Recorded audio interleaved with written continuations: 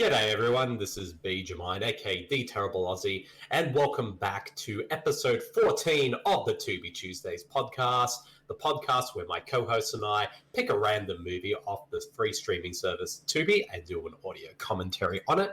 And with me as always are my two co-hosts. First up are Super Marcey. Hello Marcey, how are you? Hello, doing alright. How's it going? Pretty good, thanks Marcey, and also, our second co-host, the one, the only, Mr. Professor Batch. Hello, Batch, how are you? Good day. I am doing well, my friends. How are both of you on your side of the world? Coming at you from Canada. Canadian. Pretty good. Pretty good, thanks. Reasonably well, considerably. But how's things over there with you, Batch? Because I know you couldn't make the last episode due to illness, but how have things been going since then? Little under the weather last episode, but as we like to say on Webtails, still Joe Rona free. Yes. So, wasn't the corona, but if you haven't heard, over here in Ontario, things are on fire. Not literally like when you guys were on fire last year, but things being messed up in Ontario. So, but I'm still here, ready to watch some terrible movies with you guys on the number one anything called Tubi Tuesday. Yeah, exactly. But we are the original and the best. We're the original and the best, and how dare people just like copy our idea. But to be fair, Tubi and Tuesday just seems to roll off the tongue. Although, if we ever have to change our name at some point, which I don't think we have, which we won't, I think we should just call To Be Fair. I concur. We need that. That needs to be our backup name for this podcast. To be fair. We have claimed it. If anyone else out there takes it, we're going to sue. We're going to copyright that shit. You know what we should do? We should just totally Italian horror film this and just release this on different podcast feeds under the name To Be Fair, and to see what gets more hits, To Be Tuesday or To Be Fair. Yes. With the same episodes. That would be amazing. And I am totally down for this. And of course, but like I said, we're the original and the best, because we're the only Tubi related podcast out there that's hosted by two Australians and a Canadian. So there you go. That is true. That is true. That is true. Indeed. But for this episode of Tubi Tuesday, it's my pick. Oh, no! No! Yes, but... I'm frightened, Marcy. I'm really frightened. I'm scared. Okay. But... last time I picked for the show, I picked probably the episode, I am not even joking, this is so far our most downloaded episode ever of this show, directly from the website. Don't know how it is in other podcast streaming services, but based on the stats from supermarcey.com, the Peanut Butter Solution is our most popular show so far, and most downloaded. But the question is though, like for my pick, I thought... what am I going to pick next to kind of top the Peanut Butter Solution? Because that movie is such at a league of its own. You need something to kind of at least be on that same level. So I was looking around on Tubi. I did have one movie in mind for this show originally, but when I was strolling through it the other day, I came across this movie, which I had seen many times on Tubi, and I thought, you know what? I'm going to pick this one for this episode. And for this episode, we're going to be doing an audio commentary, for a film that is a little 1989 dark comedy that is directed by a future Academy Award-winning director. But the thing is, this movie, the entire cast is all puppets. So no, you're not talking about... It's not. It's not the Happy Time Murders, unfortunately, but... we're going to be doing... thinking about that one. But for this episode, we're going to be doing...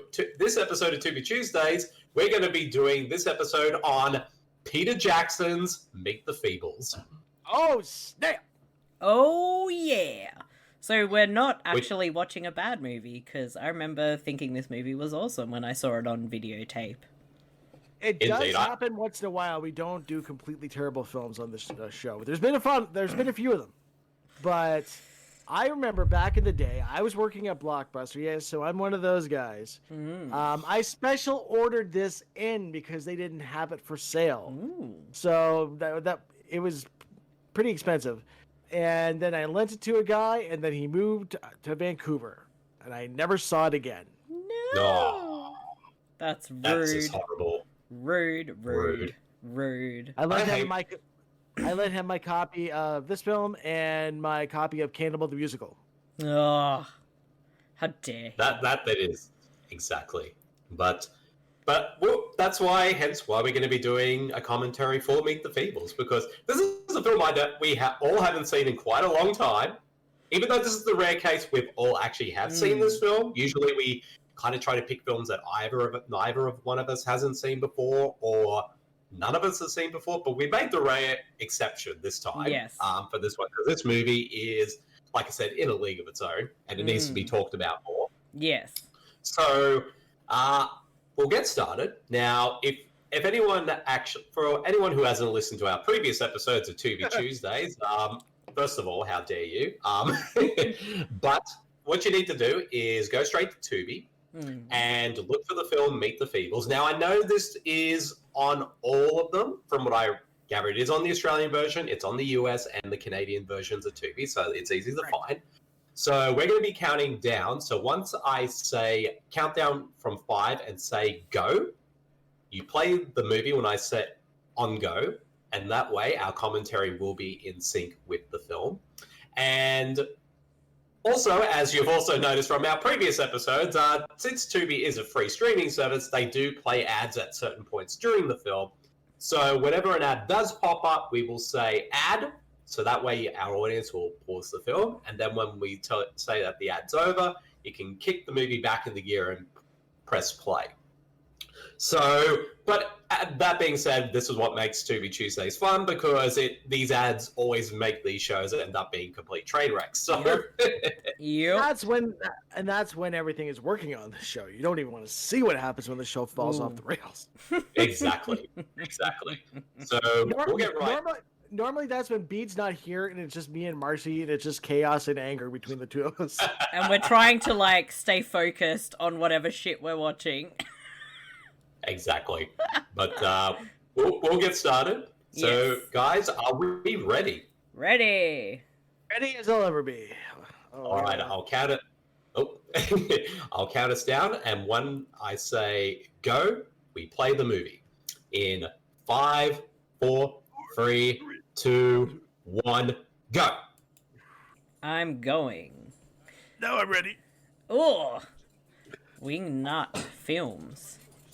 What's a wingnut?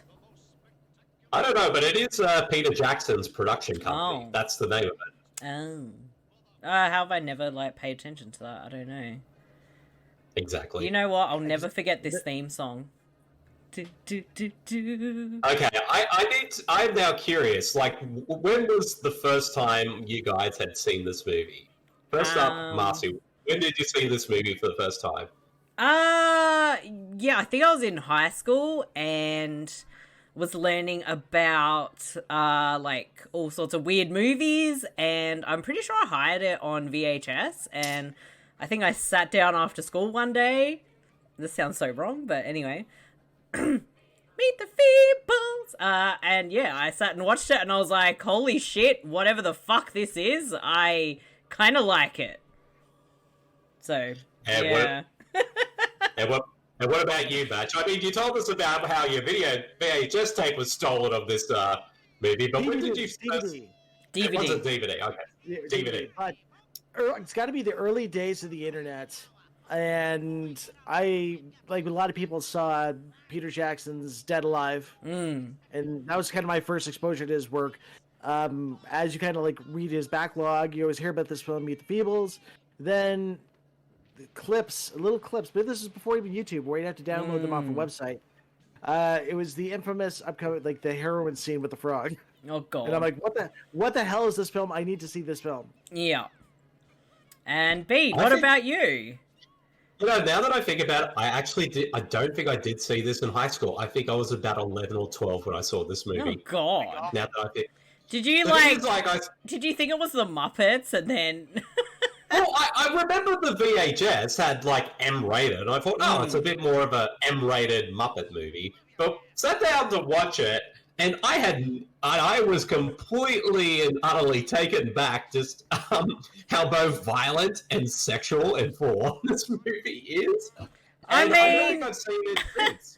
I mean, So- all you need to look at right now is her big, massive hippo boobs and massive poking nipples. Yes. I'm disturbed, like, really bad right now. Like, can we start Indeed. a Kickstarter to get Peter Jackson to finally make a sequel to this film?